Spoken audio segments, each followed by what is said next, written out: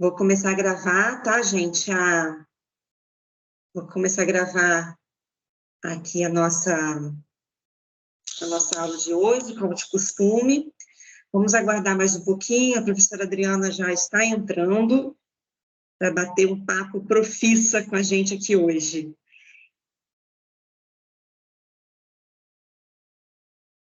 Só mais um minutinho, a gente já começa, tá bem? Eu sugiro, se alguém quiser, pegar uma aguinha, pegar um lanchinho aí, que é imperdível, tá, gente? A gente não pode perder um minuto dessa palestra de hoje, e é importante que vocês anotem, né, o máximo de coisas possível, não só para vocês perguntarem, mas também para que depois a gente possa fazer uma atividade, ou em outro momento, em outra aula nossa, tá? A gente possa fazer uma atividade em cima do que a Adriana vai apresentar, relatar, né, mostrar para a gente. Então, tomem nota, tá, dos pontos principais da fala delas, observações, as coisas que vocês acharem interessante, tá joia? E, em outro momento, nós iremos fazer a atividade. É claro que as nossas aulas, como de costume, elas são gravadas.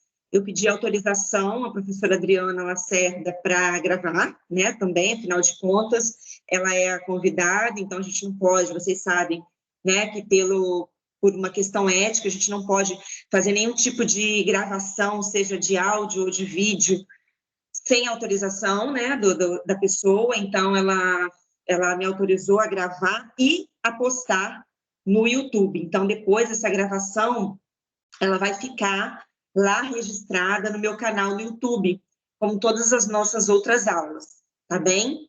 Vamos aguardar um pouquinho e a gente já está entrando.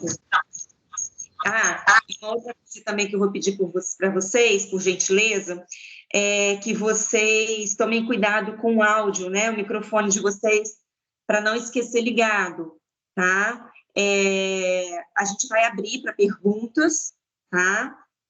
Mas é importante, e essas perguntas podem ser no chat mesmo, ou pelo áudio. Mas é importante, na hora que depois que terminar de falar, lembrar de desligar, tá joia? Deixa eu só ver aqui se a professora... Aqui, chegamos. Oi. Boa noite. Tudo bem? Bom? Tá ótimo. Tá muito melhor agora sua imagem. É porque eu baixei o Teams. Entendeu? Aí Essa é isso. Eu falei assim, eu vou baixar porque eu acho que é isso que tá deixando a imagem ruim, né? Porque eles fazem, acho que é uma forma de você realmente ter que baixar. Tudo é assim hoje, né? Impressionante. Impressionante. Se você não coloca todos os seus dados o CPF, principalmente, né? Que é a nossa identidade hoje, não acontece nada, né? Funciona, mas deu tudo certo. Que bom, que bom. Estamos, assim, em cima do ponto mesmo. Gente, então, vamos começar, não vamos perder tempo, porque a noite é uma criança. E tem muita coisa para falar. Muita coisa para falar. É de manhã, com mais tempo, a gente não conseguiu falar, imagina nesse momento, né? Então, vamos aproveitar o máximo possível. A gente já está aqui, deixa eu ver quantos participantes, 23. A turma da noite é maior do que a turma da manhã, né? Mas ainda temos aqui nem a metade ainda. Geralmente a gente começa, a aula é 18h20, a gente começa às 18h30, né? Até para dar um tempinho, assim, tem gente que também está, mesmo em casa, né, está trabalhando no home office e tal, acaba tendo que dar um tempinho aí para fazer um lanchinho. Falei já todo mundo para trazer o lanche para cá, e a gente vai começar, tá bom? Já estou gravando, então, pessoal, a nossa gravação, né, do Teams, né, como de costume. Só para relembrar, então, né, é importante que vocês coloquem as perguntas de vocês, os comentários de vocês no chat. É possível também fazer perguntas no áudio, mas só peço cuidado para que depois vocês desliguem o áudio para não ter muita interferência, tá? E depois essa aula também vai ficar disponível lá no meu canal no YouTube, para caso quem não pôde estar aqui hoje, né, outros alunos que não puderam estar aqui hoje, possam assistir depois e fazer as anotações para nós fazermos uma atividade. A nossa aula, Adri, vai ser uma questão de prova. Brincadeira, brincadeira. Responsabilidade, gente. É Não, só para exatamente. aprender. Você tinha que ter falado isso no final, entendeu? Que você ia Pois prender a atenção de todo mundo. eu já falo logo de cara, desse negócio não. Terapia de eletrochoque. Gente, o pessoal que está aqui sabe, né, que eu adoro brincar, enfim. Mas hoje de manhã a gente falou, né, também que foi gravado, tá tudo lá direitinho. E o que acontece?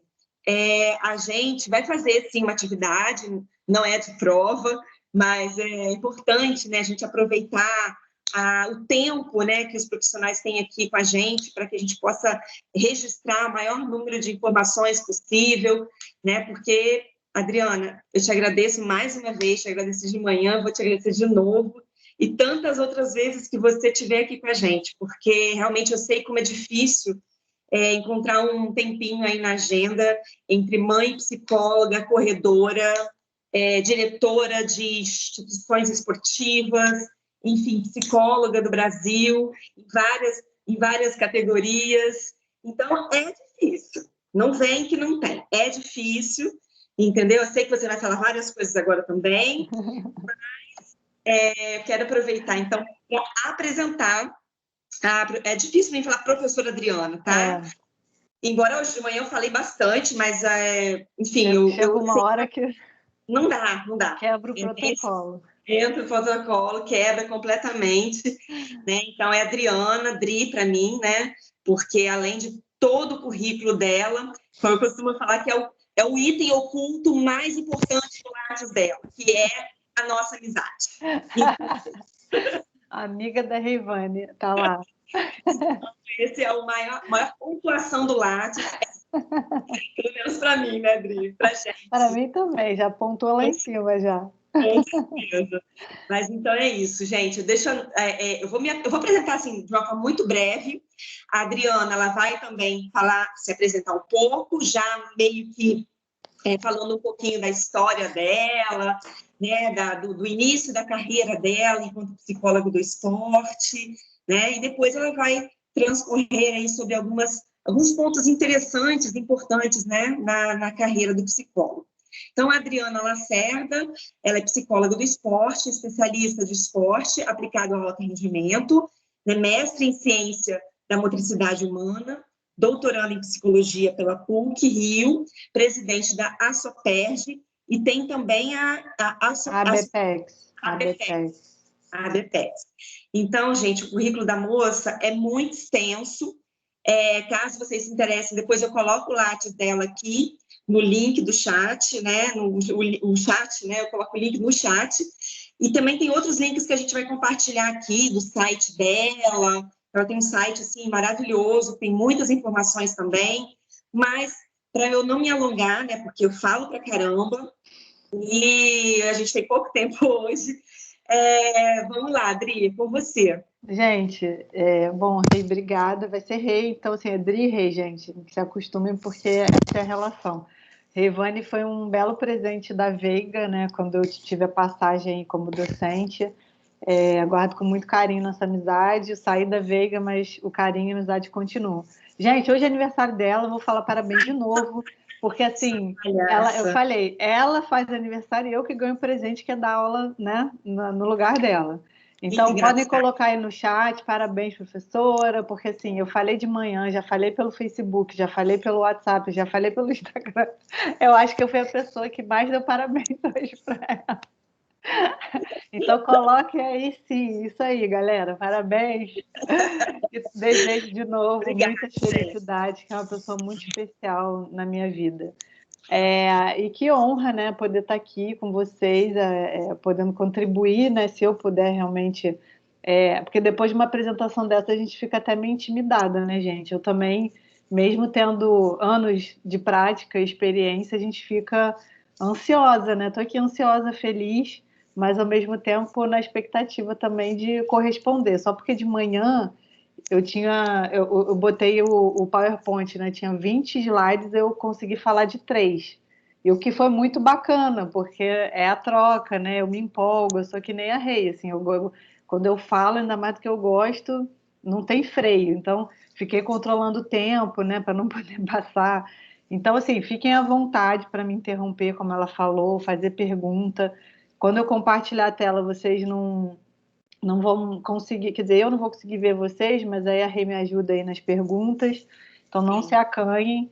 E assim, o que eu falei de manhã e falo agora é que assim, eu montei uma apresentação, claro que não batesse, né, com o que a Rê vai passar para vocês, e vem passando, né, ao longo dessa disciplina, com certeza com muita maestria e sabedoria. E aí eu busquei trazer algumas coisas da minha prática, né? Que eventualmente você não vê num livro, que você não vê no artigo, e aí fica realmente muito distante às vezes, né? A teoria da prática. Então a Rei já me conhece, sabe que eu gosto muito de falar dos conceitos, claro, com embasamento, com evidência científica, mas eu gosto de trazer a prática. Então a ideia hoje vai ser essa, então o meu discurso, a minha fala vai permear exatamente isso, né? Vai ter o auxílio dos slides, mas eu procurei ser mais, como é que eu posso falar assim, elucidar mais, né? Exemplificar mais do que propriamente me adentrar e me aprofundar em algo muito denso, né? Assim, teórico para vocês. Então espero que vocês gostem, tá? Então deixa eu compartilhar aqui. Só mais uma coisinha, Adri. Aham. Para quem não sabe, né, a Adriana também ela é parceira do professor Paulo Ribeiro, do qual eu herdei essa disciplina nesse semestre, né? E provavelmente no semestre que vem, vamos ver. Professor Paulo Ribeiro, mamado, maravilhoso, que inclusive está realizando, começa agora, quinta-feira, o curso ministrado pela professora Adriana, pelo professor Paulo e N outros profissionais da área do esporte, não é isso, Dri? É verdade, bem lembrado. Fazer a parte do jabá, né? Que a Rei deu esse espaço aqui, até eu estava me esquecendo já. Então, é um curso, como ela falou, que é um curso que a gente pensou com muito carinho e que ele vem atender a uma lacuna na nossa área, que é uma formação realmente de forma integral. Então, o próprio curso tem esse nome, né, que é um curso de formação integral em psicologia do esporte e neurociência do esporte e do exercício, na verdade. Então, a gente inicia nessa quinta-feira. São aulas que são. A gente tem tópicos especiais, são vários módulos, módulo introdutório, módulo aplicado. Então, quem tiver interesse, deixa eu digitar aqui o Instagram nosso do curso. É verdade. Vou colocar também o link do. Psicologia no Esporte Oficial.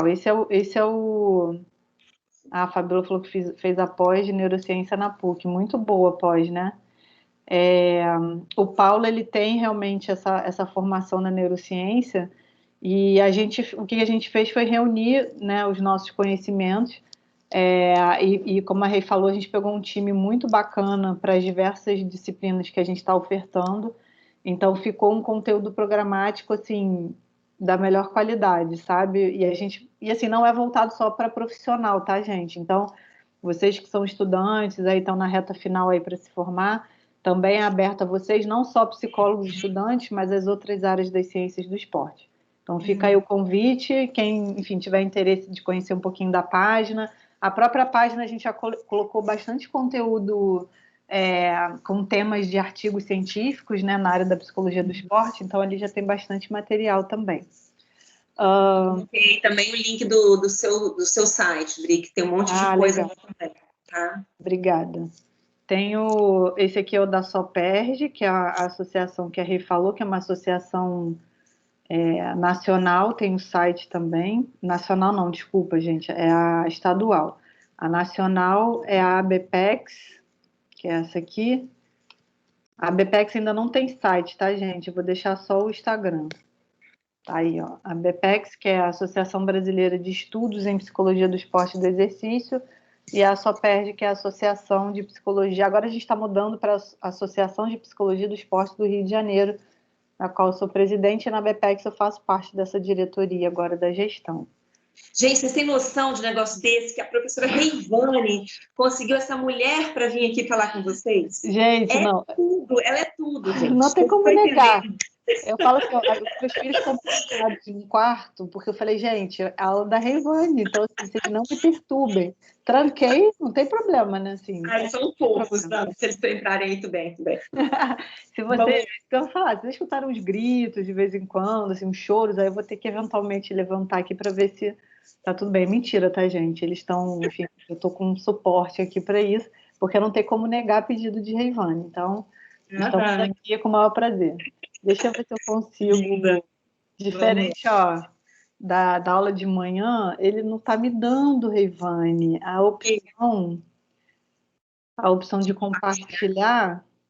Ah, não Ele tá.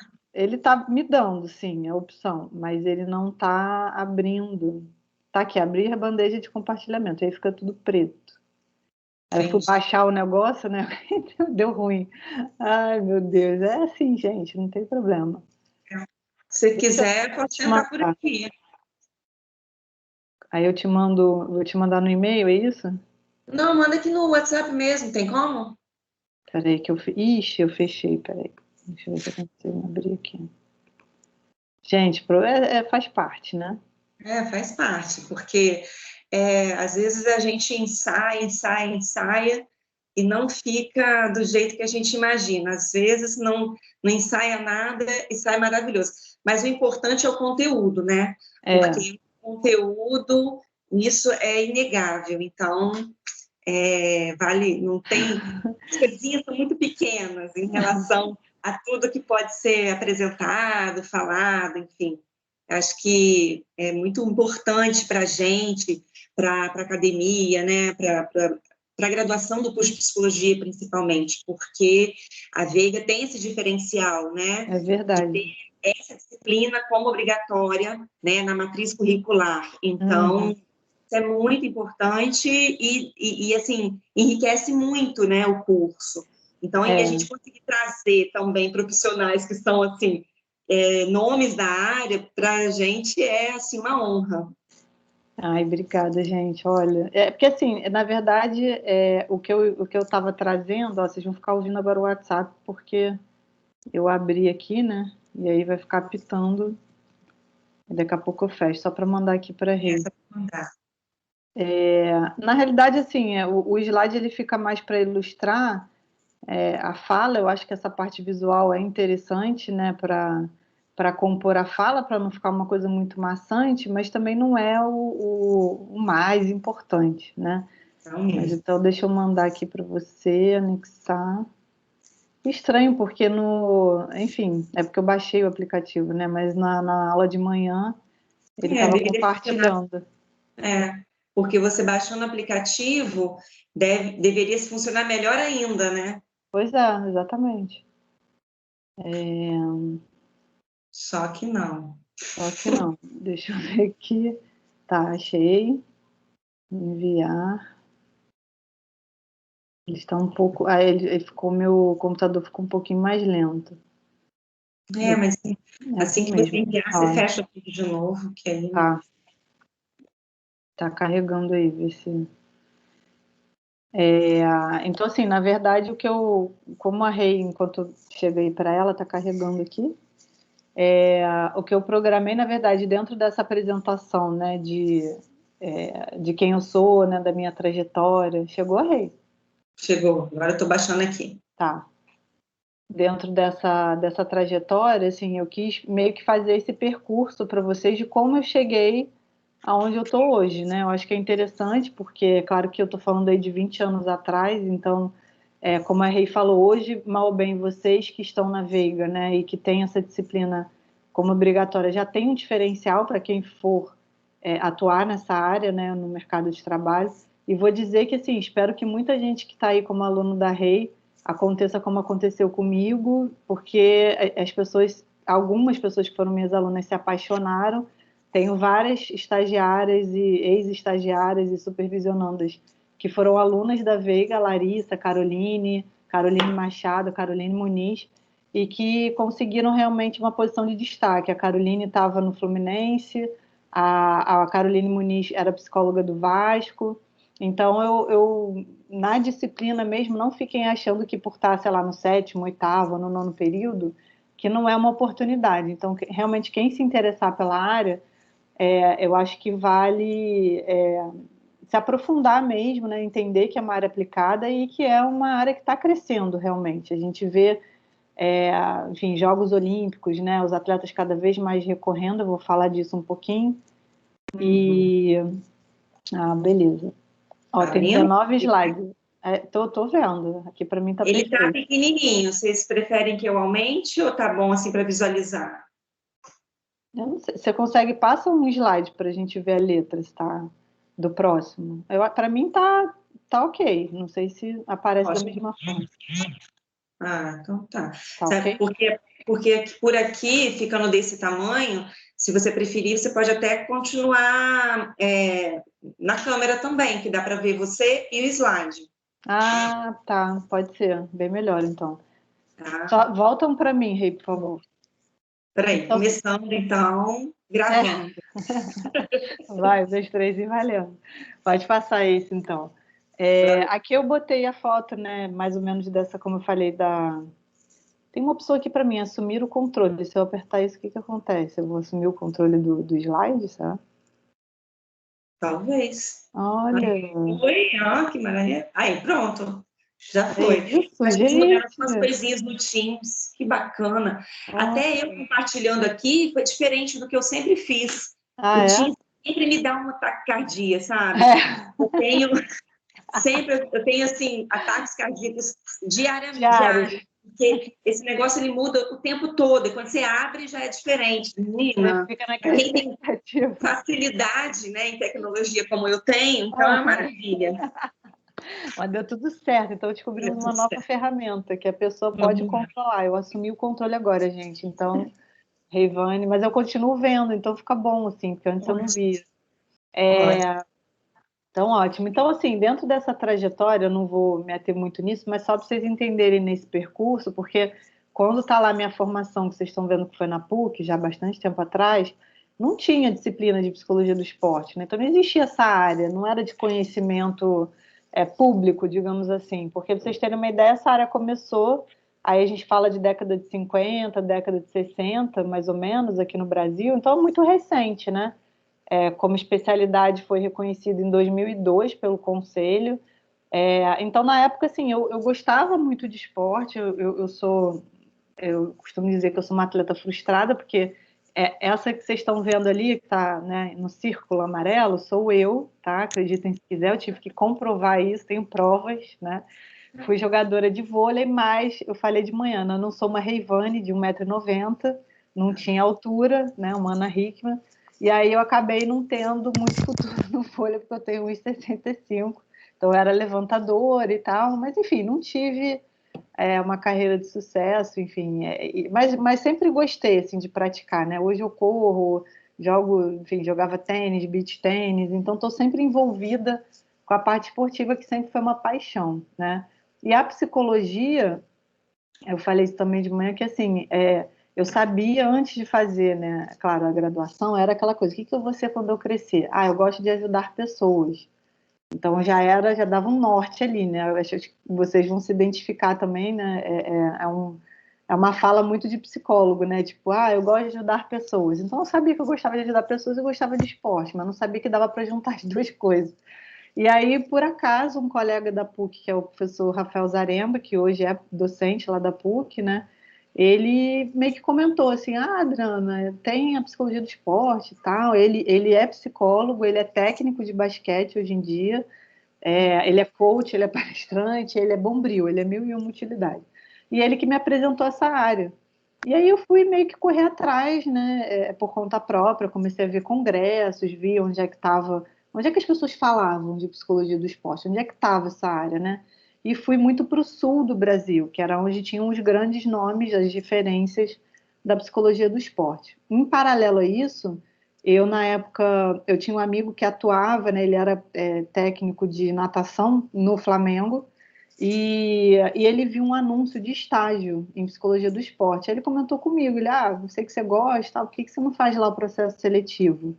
E aí eu caco os meus botões, né? Eu falei, nossa, mas assim, não tenho experiência nenhuma, né? Eu falei, mas tá, mas o estágio pressupõe que não é para ter experiência. Então, acho que não vai ser algo a ser avaliado ou levado em consideração como um critério, né? Porque eu não conhecia ninguém que fizesse, né? Ah, eu faço estágio em psicologia do esporte, né? Não tinha isso. E foi quando o Paulo Ribeiro, né, que a Rei falou que hoje, né, é o meu mentor, que eu digo, né, uma pessoa maravilhosa como ser humano, profissional. Ele hoje é psicólogo do Botafogo. Não sei se tem botafoguense aí, né? O Botafogo está passando, enfim, por um momento complicado, mas ele está lá firme. E ele abriu o processo seletivo porque na época ele era psicólogo do Flamengo do futebol. E aí eu falei, não tenho nada a perder, né? Eu já tenho, vou lá fazer. E aí passei nesse processo seletivo, faltando um ano para me formar, mais ou menos, já naquela fase final de, que nem vocês estão provavelmente, né? De estágio clínico, institucional, SPA, tendo que me encontrar dentro disso, porque era um critério para eu me formar, né? Ter que passar pelo estágio. E, e aí fiz o estágio no Flamengo e fiquei lá durante 12 anos, né? Fiz o estágio, me formei, fui contratada e trabalhei. é, Deixa eu mudar aqui para vocês verem a fotinha.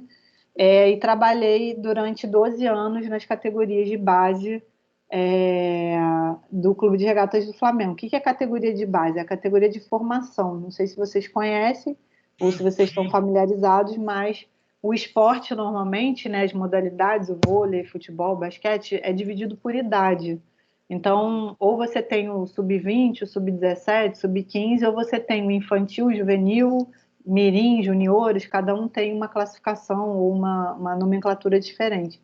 Então, categoria de base é a categoria de formação.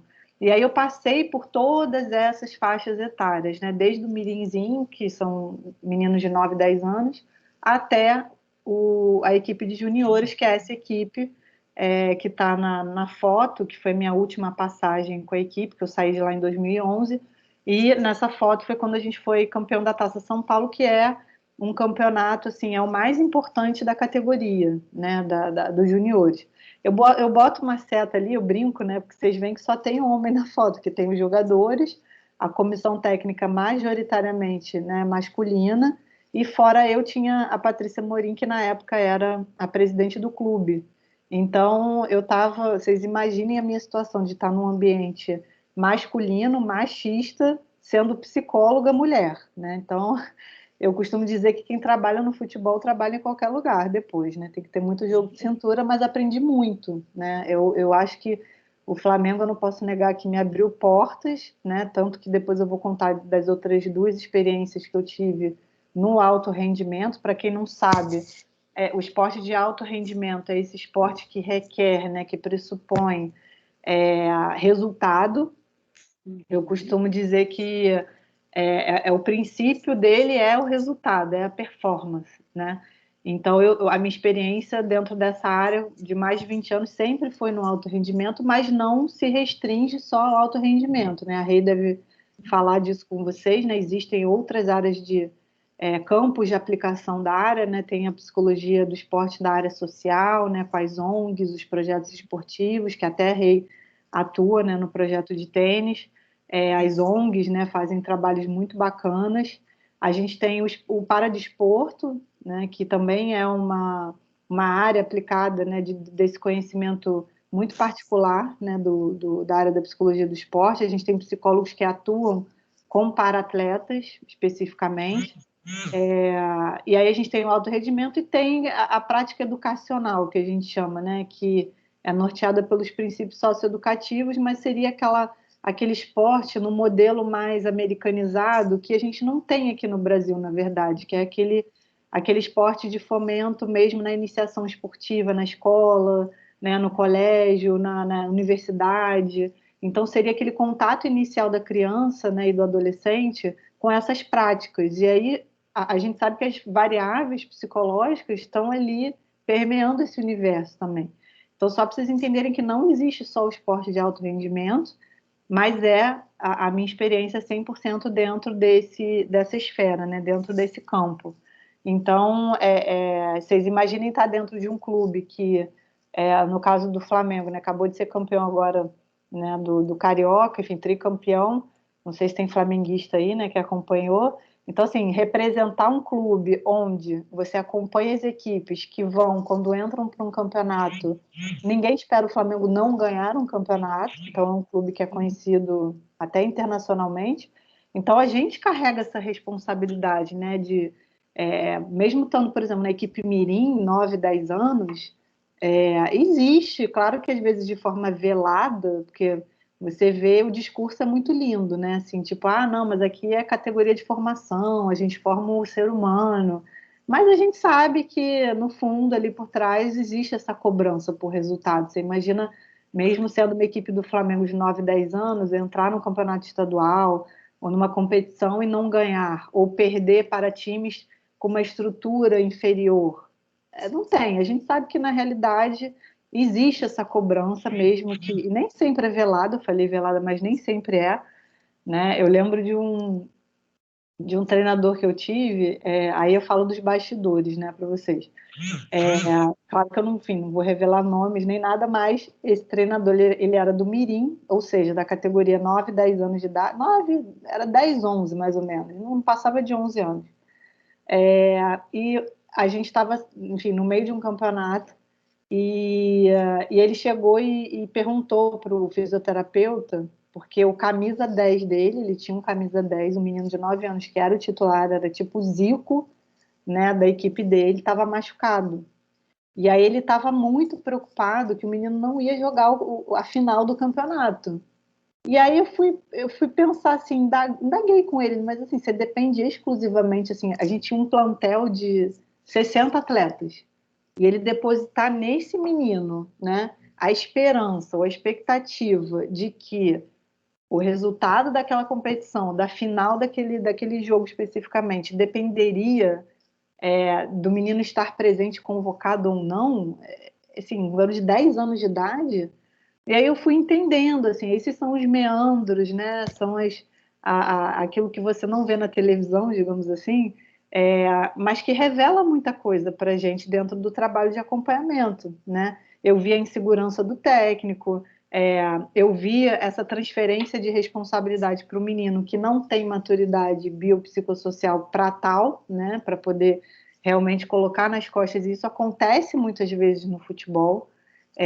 Né, o garoto já chega no clube carregado dessa responsabilidade, seja pelos pais, seja por ele próprio, né, de autocobrança. Eu já vi vários, assim, a gente está falando aqui dessa foto, não sei nem quantos atletas tem, mas nem todos jogaram, obviamente. A gente tem os reservas e os titulares.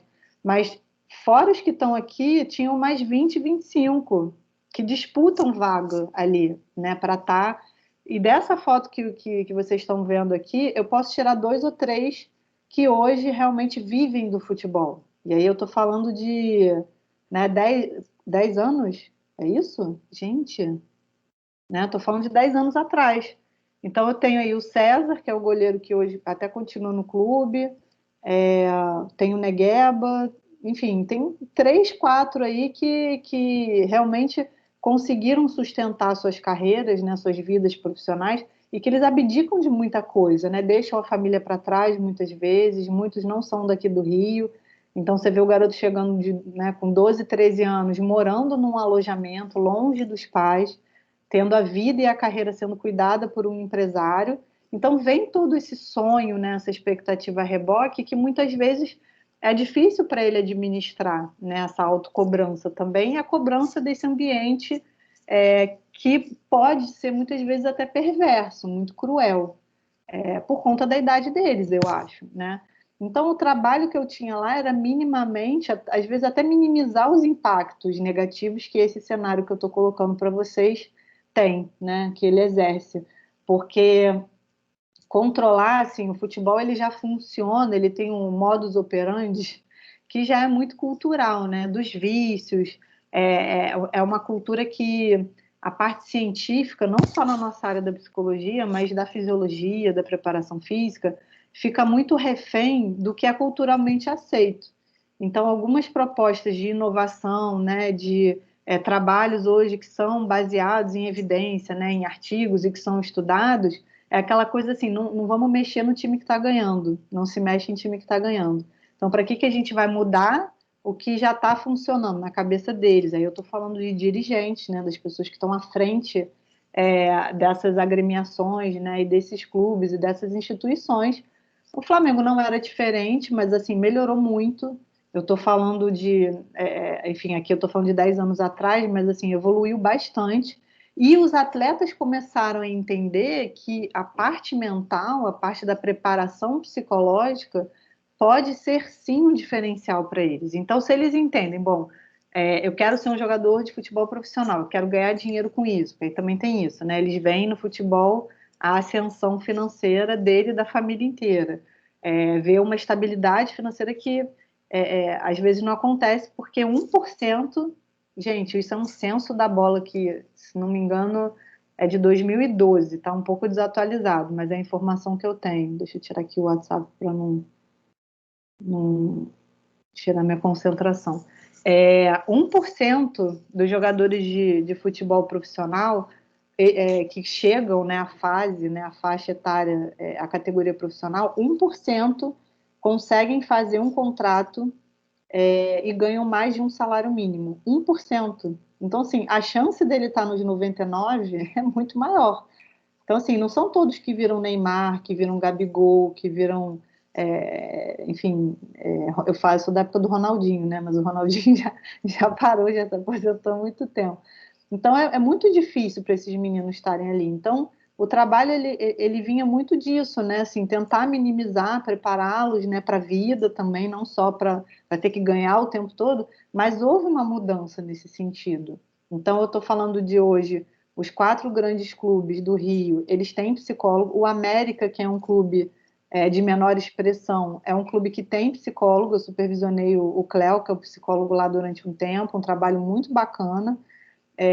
Então, hoje existe esse reconhecimento, né? Desses 4 grandes clubes, só o Flamengo não tem hoje psicólogo no profissional. Fluminense tem, Botafogo tem, o Vasco tem.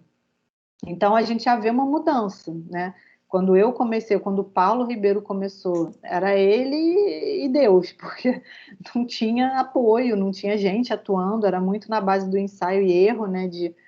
Das intervenções, porque você não tinha artigo, você não tinha livro, você não tinha colegas para trocar, então não tinha local de atendimento, né? Eu mesma peguei dessa fase de atender atleta na beira do campo, sentar na hora do intervalo de um treino para o outro, sentar ali no banquinho embaixo da árvore.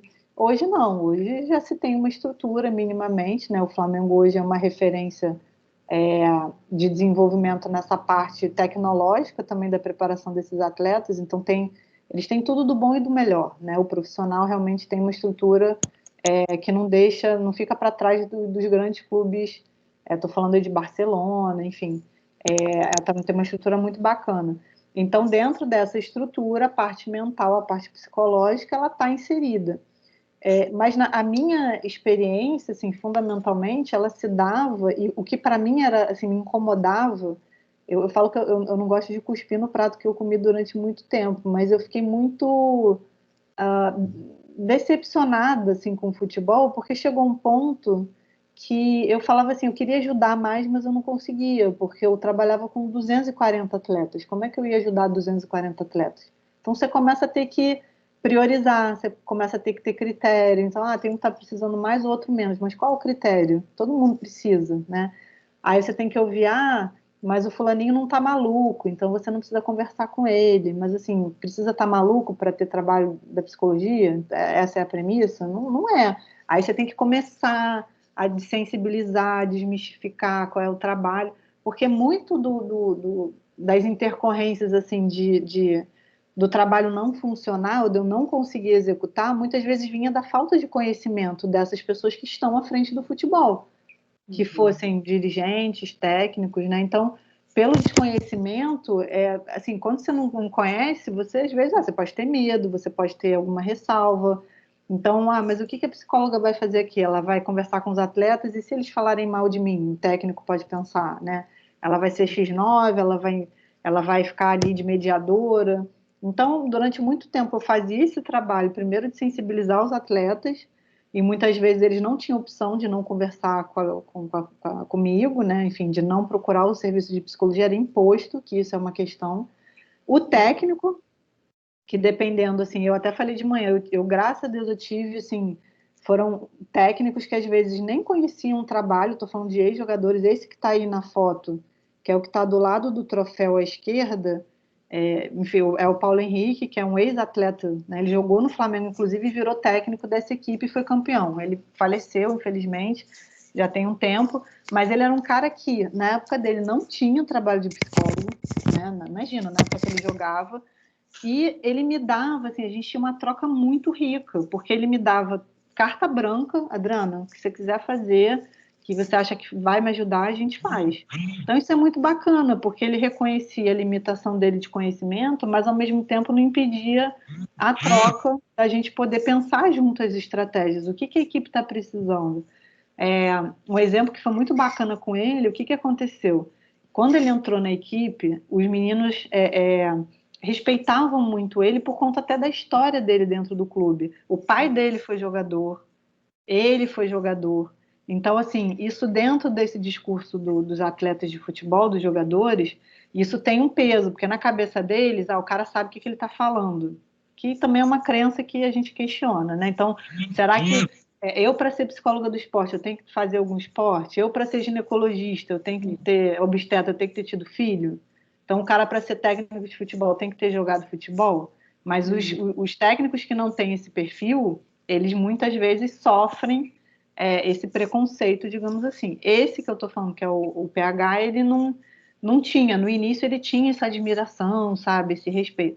E aí o que começou a acontecer? Ele tinha no discurso dele de jogo, era um discurso muito inflamado, onde ele enfatizava muito um manto sagrado, né? O Flamengo, vocês têm que vestir essa camisa como se fosse a segunda pele de vocês, sabe? Aquela coisa bem inflamada, né? Bem motivacional, que era bacana. Só que o que começou a acontecer?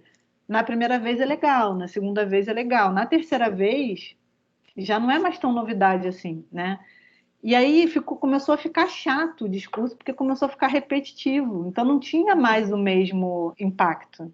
E aí veio o meu trabalho de conversar com ele, ele me dava essa abertura de poder pontuar com ele, olha, vamos pensar em outras estratégias, né?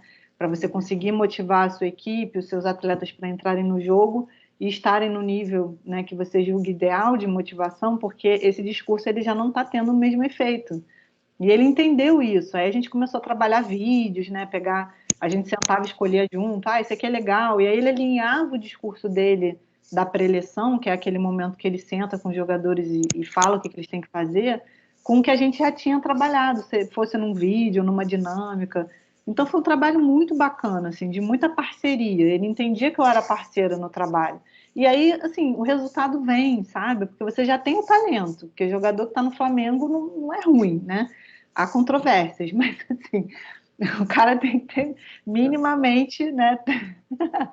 O cara tem que ter minimamente o nível técnico para poder estar ali, né? Então, assim, você já tem a técnica, já tem o talento.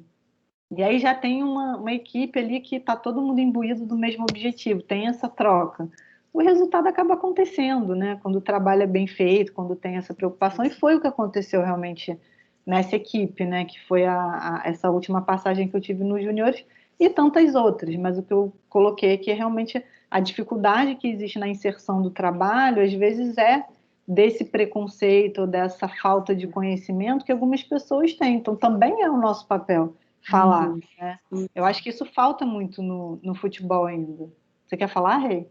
Não, eu ia comentar, né, só reforçando a sua fala, né, que o quanto que tem vários estudos hoje, né, que falam sobre essa questão da estigmatização do psicólogo, principalmente feminino, né, como você disse, é um grupo tradicionalmente machista, né, masculino, com todas as características do patriarcalismo social que nós vivemos, né, que não é o patriarcalismo do futebol, é o patriarcalismo da sociedade, né?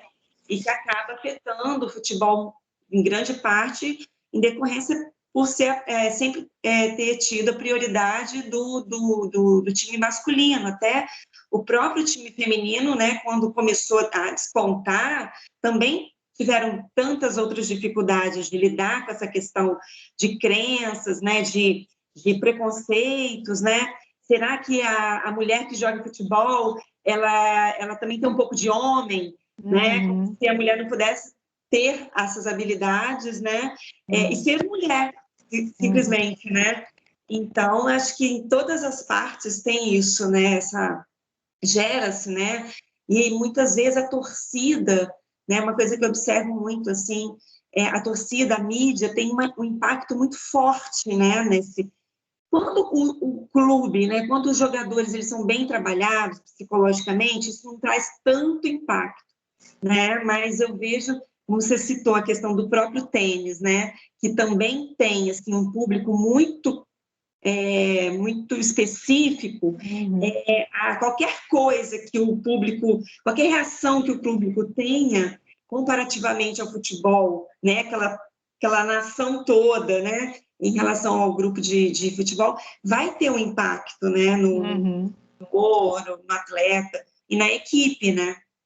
Por isso que essa questão mesmo, né, do preparo, assim, é muito importante, assim, a gente identificar o possível comportamento, né, ou a interpretação que o atleta vai ter daquela situação é fundamental para a gente prever algum tipo de trabalho é, que possa, não é minimizar, mas possa prepará-lo para esse momento, digamos, né? Então, eu fiz muito isso na Olimpíada, né? Eu tive a passagem e a experiência de estar em 3 ciclos olímpicos, né? Que foi Atenas, Londres e o Rio 2016, que foi quando eu saí das confederações. Mas isso era muito interessante de ver, assim, uma mesma situação gerando interpretações diferentes, né? O Rio foi isso, porque foi a sede do maior evento, né, esportivo do mundo, que é uma Olimpíada, que é o sonho de qualquer atleta, né, que ele está lá treinando, que não são só 4 anos, né, às vezes tem atletas que estão em 2 ciclos olímpicos, que a gente conta de ciclo em ciclo, né, então são 8 anos, né, às vezes até mais. No judô tinha atletas que estavam no 3º ciclo olímpico, né, quando vieram para o Rio. E aí você vê atletas que assim, beleza, vou competir no meu país, na minha cidade, vai estar toda a minha família, eles nunca tiveram oportunidade de estar numa Olimpíada, de me acompanhar numa competição desse porte.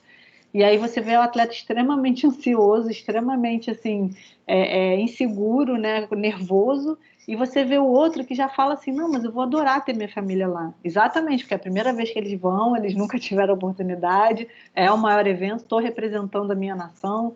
Então isso para mim foi um laboratório, assim, é o que você falou, assim, tem muito disso do esporte. A gente fala que o esporte é um simulacro da sociedade, então tudo que a gente vive enquanto sociedade se reflete, tem um reflexo, né, no esporte. Então essa coisa que você falou, né, do preconceito, né, cultural, machismo, enfim, mas tem essa questão mesmo do esporte, assim, de você ver diferentes comportamentos, né, às vezes do mesmo atleta diante desses cenários de uma competição muito importante, né, ou de um lugar ali que ele está disputando. Então, se ele ganha, aquilo determina o futuro dele, né? Então, assim, se ele ganha uma medalha no judô, por exemplo, ele tem um prêmio em dinheiro, então aquilo pode fazer uma diferença. Hoje os atletas brasileiros de judô, eles vivem do judô.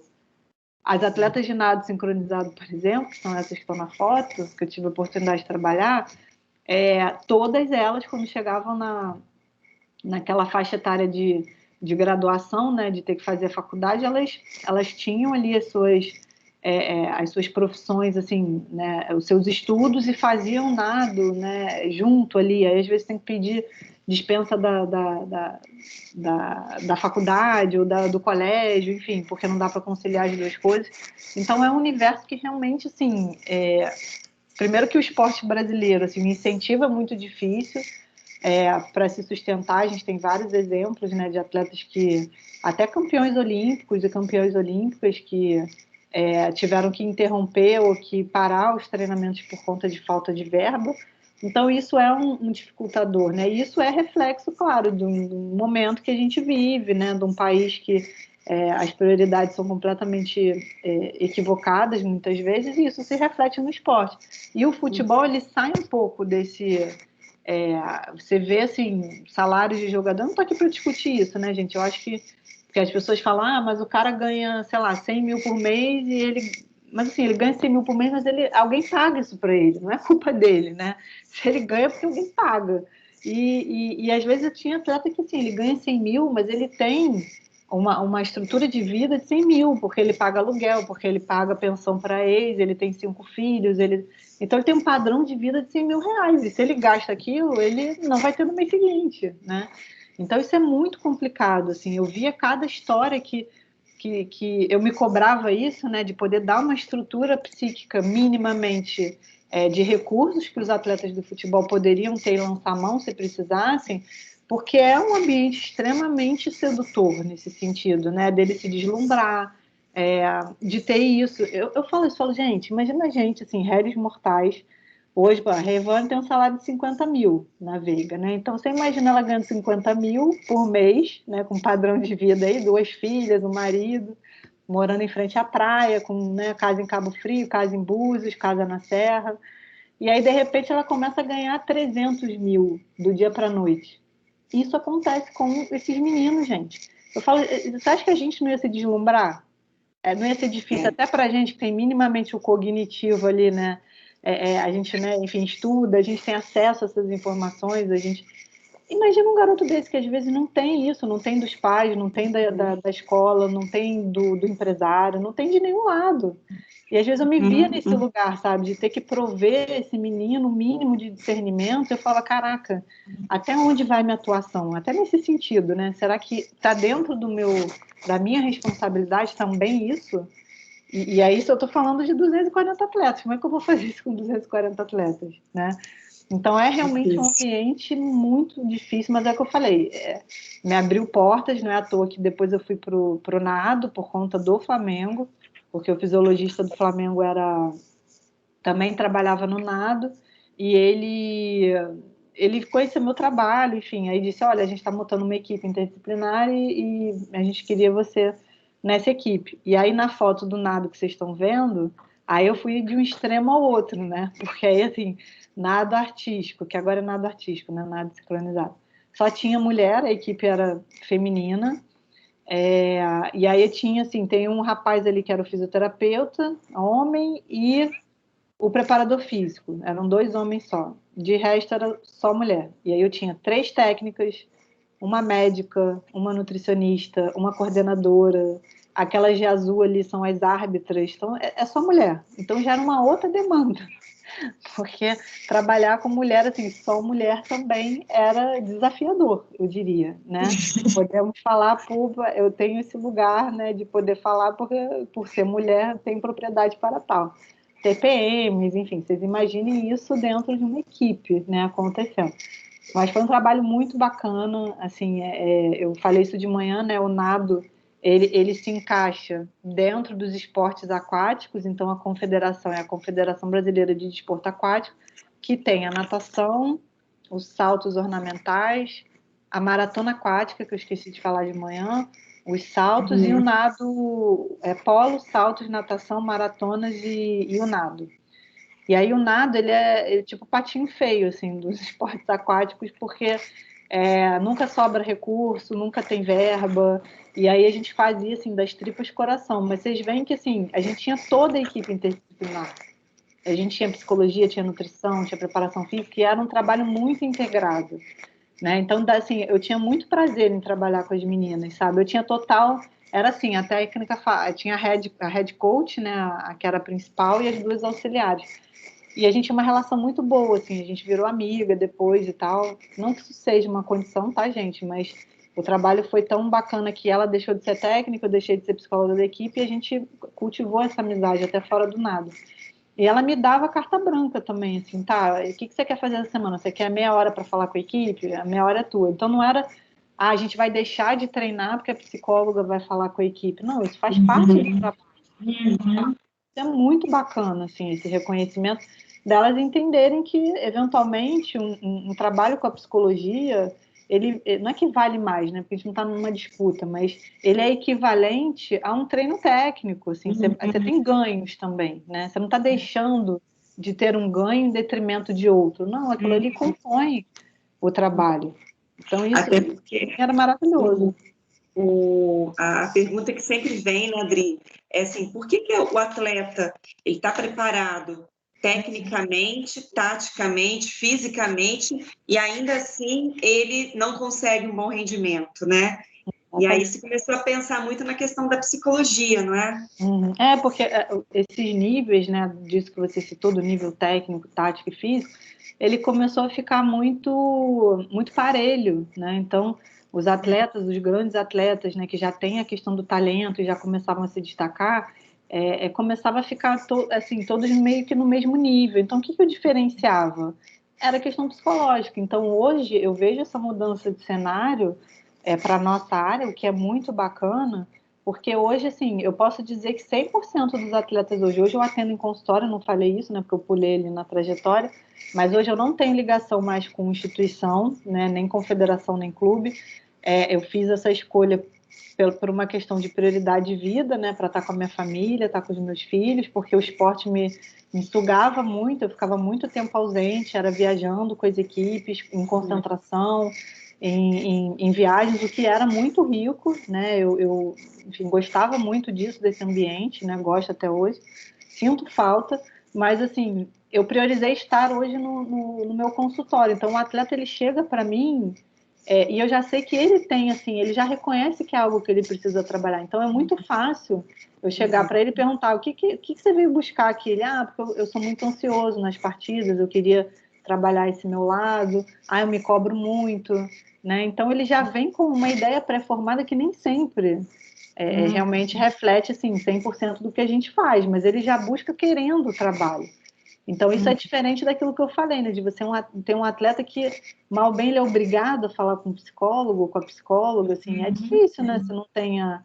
como é que você vai ter adesão, vínculo, né? Se a pessoa está ali, nada que é obrigado é prazeroso, né? Então, Sim. Isso também me incomodava um pouco, às vezes, nessa questão da instituição, né? De ter que passar, né? Uma coisa é você ter que passar por uma avaliação médica. Agora, ter que falar com a psicóloga, ter que fazer o trabalho da psicologia, enfim...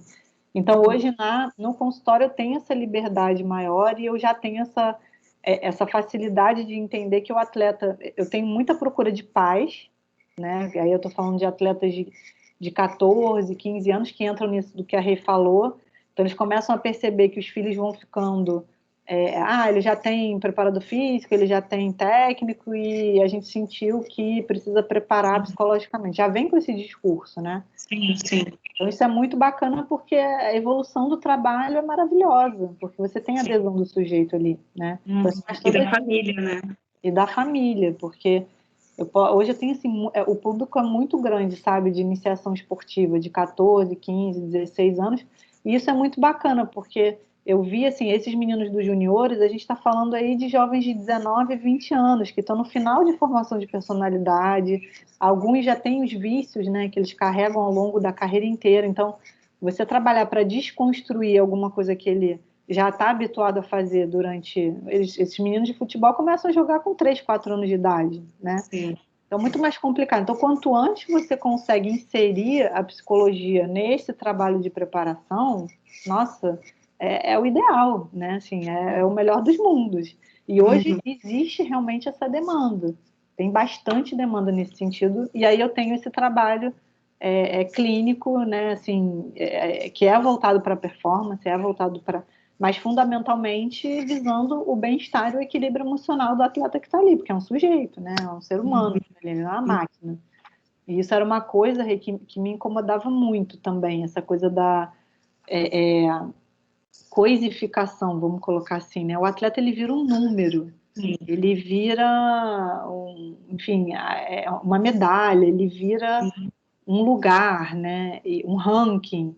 E isso começou a me incomodar, assim, em termos dos meus princípios mesmo, dos meus valores, sabe? Então, na instituição, eu falo, bom, ou eu estou alinhada com os valores da instituição, ou eu caio fora, né? Então, isso foi a minha experiência, tá, gente? Eu não estou dizendo que seja a dos colegas também, mas isso foi uma coisa que... Tem alguns até que, se Revane chamar aí, provavelmente vão ter esse mesmo discurso, porque fere a gente, né? Assim, essa questão desumana muitas vezes, né? De você... Eu já escutei uma vez um dirigente chegar e falar assim, a gente tem meta, tem que ganhar X medalhas no campeonato, a gente estava no Canadá, no campeonato pan-americano, e tem que ter X, o resultado é esse, tem que ter tantas medalhas, e aí você já faz uma projeção, né, já transfere uma responsabilidade que às vezes é desnecessária. Você mede o resultado pelo número, né, não pelo esforço do sujeito, pelas circunstâncias que estão ali, né, e aí quando a gente não bateu a meta, cada um da comissão técnica foi interpelado no aeroporto, a gente voltando de viagem. Era tipo assim, eu quero saber por que o fulaninho cansou para o preparador físico, por que a fulaninha amarelou para mim, que era psicólogo. Era assim. Eu falei, gente, o que eu tô fazendo aqui, né? Então, complicado, né? muito complicado, sabe? Parecia uma empresa mesmo, né? Porque, assim, a gente sempre tem a ideia que essa coisa da produtividade, da meta, do alto desempenho, é coisa de empresa, de instituição, empresa, né? Produtora de serviços e produtos. Mas é uma coisa que a gente começou a discutir até um pouquinho nas aulas, mas de uma forma bem superficial, é como que o esporte também acaba se associando muito a essa lógica, né, da sócio-histórica, capitalista, e que acaba sendo também, né, um gerador de ansiedade para o atleta em decorrência desse ritmo acelerado. E hoje, as tecnologias para treinamento, para questão de tratamento, né, de lesão, são assim super sofisticadas, né? Então o atleta ele tem tudo do bom e do melhor, então ele não pode parar, né? Ele é uma máquina, ele não pode parar, né? Tudo para acelerar, né? Assim, acelerar a recuperação, acelerar para ele estar pronto o mais rápido possível. Então ele tem que corresponder, né, a esse cenário também. E você me fez lembrar de uma coisa, assim, que tá dentro desse questionamento, né? Se a gente parar para pensar, quantas vezes o atleta ele é afastado, ele fica um tempo fora daquela prática porque ele se lesionou, porque ele está machucado, né? E se ele está abalado emocionalmente, isso não é visto da mesma forma. Então, se o atleta chegar para você e falar, olha, eu não estou num momento bom, eu tive um desentendimento, sei lá, na minha família. Não, ele tem que dar um jeito disso não interferir. Porque senão isso mostra uma fragilidade emocional que não é bem vista, que não é aceita, que é o que você falou, é produtividade o tempo inteiro, o atleta está o tempo todo exposto a essa exigência, a essa máxima de rendimento, só que isso tem um custo, né, gente? Ainda mais agora, que é a saúde mental. Então, se ele não tiver estrutura, imagina, se ele não tem estrutura psíquica para tal, se ele não foi abençoado em termos de personalidade para isso, ele não tem acompanhamento psicológico, ele está fadado ao burnout, né? Assim, aquele esgotamento total físico, mental, que muitas vezes faz o atleta abandonar. A gente tem vários casos aí, né, de inclusive atletas famosos que o próprio Michael Phelps, né, que foi um campeão assim nas piscinas, teve depressão, assim. Então, assim, qual o preço que se paga disso, né? Desse ambiente? Então, isso são questionamentos que eu me faço até hoje, né? E que eu busco ir num caminho oposto da saúde. Você pode render, e não é coisa mais lógica, né, gente, da gente pensar.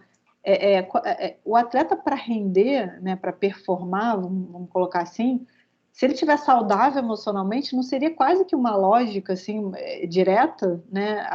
Tá, então se eu estou bem, a probabilidade de eu render bem é muito maior do que se eu estiver mal, do que se eu estiver estressado, do que eu. Então essa área da mental e da preparação psicológica, ela toma esse corpo.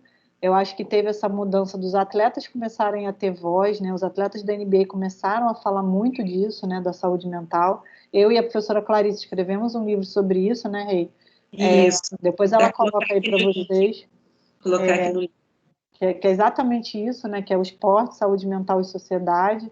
Então, a gente realmente questionar até a nossa atuação diante disso, né?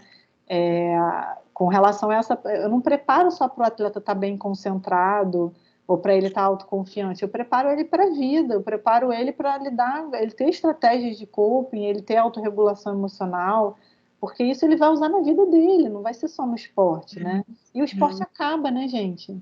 Assim, tem modalidades que se o atleta assim, com 35, 34, a nossa idade, né, Rê? Assim, ele já é Sim, considerado sim. velho. Até mais novo, até, né? A Rê tá fazendo quanto? 32, né, hoje? Na verdade, é 31. Ah, desculpa, eu aumentei um ano. Mas com carinha de 18. Ai, gente, Ai, meu então, Deus do céu, tem brincadeira, que que a rir, gente né? é. Tem que rir. Mas é uma carreira que começa muito cedo, né, Adri? Sim. E termina muito cedo também, né? Uhum. Eu estou com um atleta lá do projeto que eu estou atendendo, e ele está há 1 mês e meio já parado, porque ele precisou colocar um colete, porque a médica recomendou, porque ele estava com uma fissura Nossa. no quadril. E Uhum. assim, se ele não para, poderia ser muito pior, né? Ele poderia parar Uhum. de vez, Uhum. né? E aí você vê como que realmente essa pressão, né, do treinador, do técnico, né, da própria equipe, né, porque ele tem que fazer, ele tem que jogar, e aí ele teve que ficar parado. Eu acho que até Uhum. um dos motivos que levou a médica a colocar o colete foi até por essa questão. Lógico que a questão da fissura também, mas ele poderia ter tratado Sem sem o o colete. colete, se Sim. ele ficasse em casa. Mas Uhum. sem o colete, iriam obrigá-lo a treinar, Uhum. Isso é entendeu? surreal, né? Eu acho que também isso não foi falado, tá, pessoal? Mas a minha impressão que eu tive quando, né, no atendimento com ele, é que foi isso também. Uhum.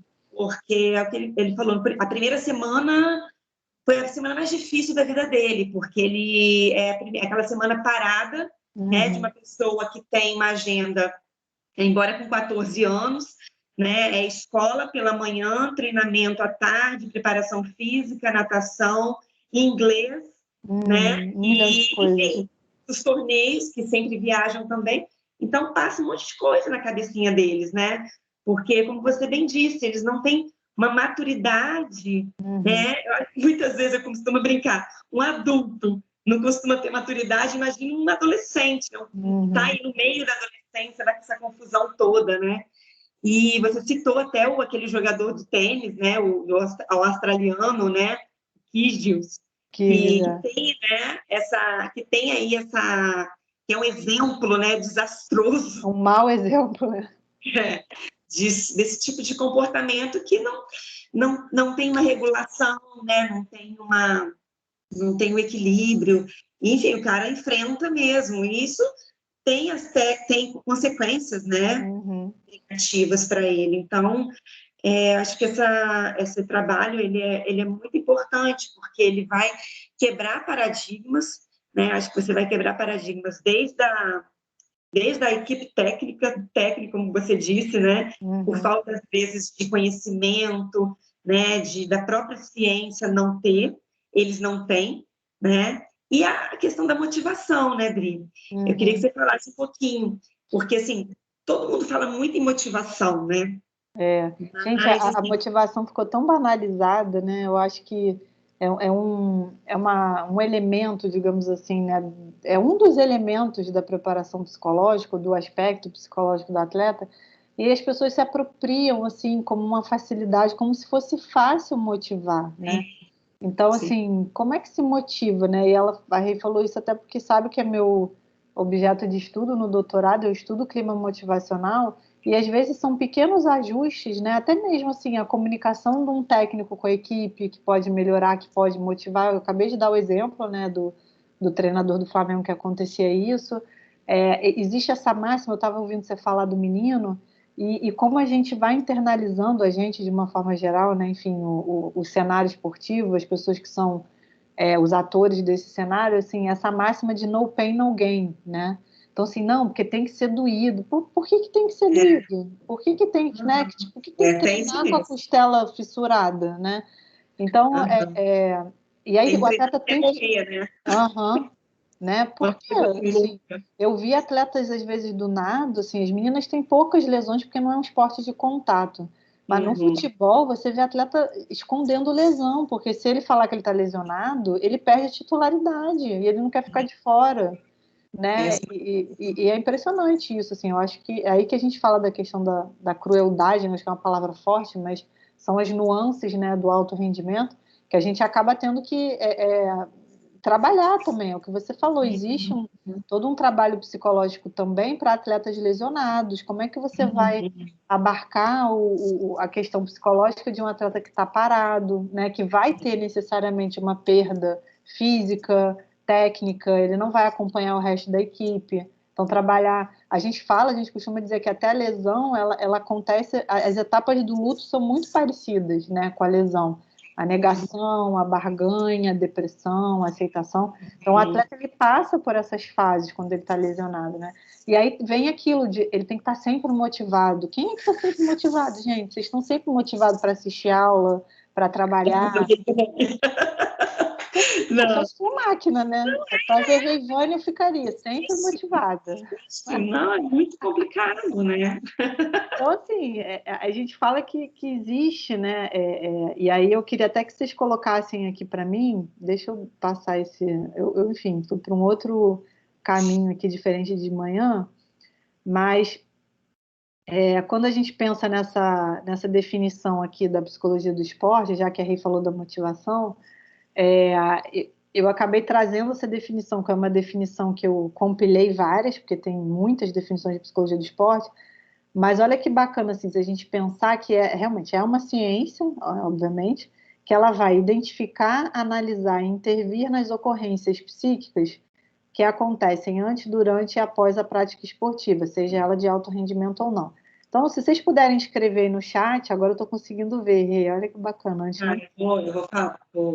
Se tiver alguém aqui escrevendo, eu passo para você. Tá.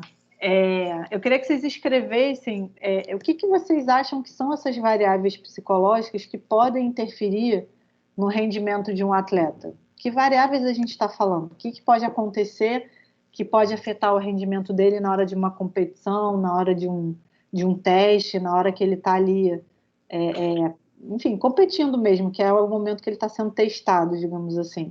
Então, quais são as variáveis que vocês acham que estão presentes e que podem interferir na performance do atleta? Podem ir escrevendo aí, por favor. Escrevendo que eu vou lendo para a Adriana. Pode colocar.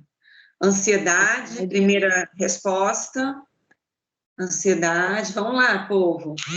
A pressão dos parentes. O que mais? Problemas familiares, financeiro. Olha só. Rápida. Deixa eu pegar esse gancho aqui, antes que suba aqui o chat. Ó, pressão dos parentes, preocupação com sucesso, problemas familiares, ascensão rápida não são variáveis psicológicas. Elas são a situação. Por exemplo, vamos pensar nesse aqui, preocupação com sucesso. Se ele fica muito preocupado com o sucesso, qual é a variável psicológica que a gente está falando? O que isso pode gerar nesse atleta? Se ele está passando por problemas familiares, estresse, exatamente. Então, se ele está passando por problemas familiares, o problema familiar é a situação, não é a variável em si. Tá? Então, torcida, mesma coisa, é a situação. A ansiedade é variável, o medo é variável, o estresse é variável. Então, entendem a diferença? Assim, porque o conflito, assim, se o conflito familiar pode gerar ansiedade e estresse para um e pode não gerar para o outro. Né? Então, uma mesma situação, ela gera impactos diferentes, né? Dependendo de como o atleta interpreta a situação. Então, medo, estresse, ansiedade, estamos botando ansiedade, né? Gente, escrevi um capítulo, se a Rei me autorizar, eu posso disponibilizar esse capítulo para vocês, do livro, desse livro aí que ela botou, do Esporte, Saúde Mental e Sociedade, que eu falo só de ansiedade. A ansiedade não é de todo negativa. Sim. Esporte, a gente precisa de um nível, né? Não existe ninguém com ansiedade zero, só se a pessoa estiver morta. Então, assim, a ansiedade mínima, ela é necessária para a gente poder ter a proatividade, a gente poder iniciar uma determinada ação, até para ter motivação também. Então, eu posso, depois, se ela me lembrar, eu disponibilizo para vocês. Não, com certeza, já anotei aqui. Pode me cobrar que eu mando. Então, assim, Aí a gente vê a ansiedade como sendo uma vilã, né? Como sendo algo. Eu perguntei o que interfere? Aí a ansiedade. Só que a ansiedade ela pode ser positiva. Então leiam o meu capítulo, vocês vão entender. Alguém Sim. falou motivação, a Kátia botou perfeito. A motivação, gente, como a Rei perguntou, ela pode ser, se a gente pensar num contínuo, né? Assim, pensem numa régua, né? Então a gente pode ter um excesso de motivação e a gente pode ter a amotivação. A motivação é a falta de motivação. Então a motivação ela passeia nesse contínuo. A gente não tem um número fixo. Ah, então eu preciso ser 7 de motivação para poder ter um rendimento ideal. É muito individual. Então, a motivação ela tem níveis e ela é individual. E ela trabalha nesse contínuo. Então, como é que a gente chega no nível ideal? Conhecendo o nosso atleta. Você vai ter que conhecer aquilo que o motiva, né? E se ele tiver um excesso de motivação ou uma falta, ambos os extremos podem ser prejudiciais para a performance dele, né? O que vocês acham que um excesso de motivação pode acarretar em termos psicológicos? Vocês já se imaginaram em alguma situação assim que vocês estejam muito motivados? O que pode acontecer na hora que você precisa realmente lançar a mão dessa motivação? Ou se colocando no lugar de um atleta? E quem pode me responder aí no chat? Perfeito. Não tem Perfeito. controle. Nossa, eles estavam na aula de manhã, não, né? Você já buscou? Não, é porque assim, as minhas aulas são. Eles estavam. Não sei se alguns talvez pudessem até estar, mas não necessariamente. Não soube de ninguém que veio assim me falar pessoalmente. Nossa, tá todo mundo, ó. Parece até que foi combinado, porque é exatamente É, isso. A Kátia, não sei se é a Kátia que eu comentei que me segue no Instagram, que a gente conversa, mas eu não conheço, e ela falou: ah, hoje vai ter aula da Reivane. Não, eu falei brincando, gente, que é porque vocês estão acertando em tudo. Eu falei brincando, vocês estavam na aula de manhã, porque eu falei isso de manhã, né? é, Mas é exatamente eu tô isso. perguntando. A Kátia É, falou, não é ela, não. Essa Kátia não é a outra Kátia. ih, tem Kátia Doura. É, tem várias Kátias, né? Tá. Tem. Endri, Ih, e essa tá aí. questão da motivação, tudo isso que você está falando tem a ver com a questão das crenças, né? Uhum. Porque varia. Relevantemente. Oi? Eu sou Oi? fã. Alguém botou, eu sou fã. A Kátia botou, eu sou fã. Porque a Mariane falou que é estagiária da Clarice, e a Amo Kátia falou, eu sou também. fã. Adoro. Todos nós somos, Ai, Reivane e né, Clarice. Adri? Todos nós Eu, somos, Clarice. Nossa, uma fofa também, é. meu Deus. Mas fala, Rei, desculpa, o que você perguntou? Não, então, você estava falando, né, da gradação da motivação, que varia de atleta para atleta, e essa variabilidade de atleta para atleta não é só uma questão, digamos assim, orgânica, né? É uma questão que é uma construção social, né? Do pensamento, da cognição, das Uhum, emoções. Então, tem uma relação com as crenças que o sujeito vai desenvolvendo ao longo do tempo sobre ele mesmo, sobre o mundo, sobre as pessoas que o cercam. uhum, Então, isso, por exemplo, uma pessoa que acha que vai ganhar tudo, ela está tão bem que ela não precisa treinar, né? Ou ela está tão bem que ela vai muito, ela acaba relaxando demais, uhum. né? Na hora, e aí na hora que ela tem que ativar de fato a motivação, ela não consegue, né? Você até Exatamente. citou o caso do Anderson Silva de Uhum. manhã. Foi, eu estava falando exatamente isso, porque na verdade, assim, o ambiente ele é muito modelador nesse sentido. As próprias experiências que o atleta vai tendo no decorrer da vida dele atlética também vão dar esse tom, né, em conjunto, claro, com a formação, como a Rei falou, né, desses esquemas, dessas crenças, vai ser uma interseção desses fatores que e aí ele vai poder ter acesso de forma ideal à motivação, à crença de autoeficácia, de autoconfiança.